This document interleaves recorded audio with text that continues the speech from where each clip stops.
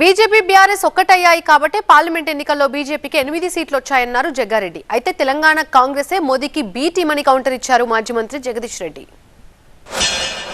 ముఖ్యమంత్రి రేవంత్ రెడ్డి గారు కాంగ్రెస్ పార్టీ మంత్రులు మొదటి నుంచి కూడా 14 సీట్లు మాకు కాంగ్రెస్ కు తెచ్చుకుంటామనే కాన్ఫిడెన్స్ కారణం ఏంటంటే ఆ రెండు పార్టీలు దూరం ఉన్నాయి కదా అనుకున్నాం, కానీ అంతర్గతంగా లోపల ఒప్పందాల చీకటి ఒప్పందాల ప్రక్రియ భాగంలోనే ఒక ఎంపీ బీఆర్ఎస్ గెలవకుండా బీజేపీకి సహకరించింది.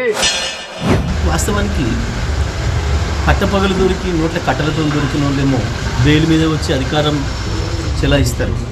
ఏ ఆధారాలు లేని అక్రమ కేసులు పెట్టిన వాళ్ళు బెయిల్ మీద వస్తేనేమో ఈ రకంగా ఏడుస్తున్నారు.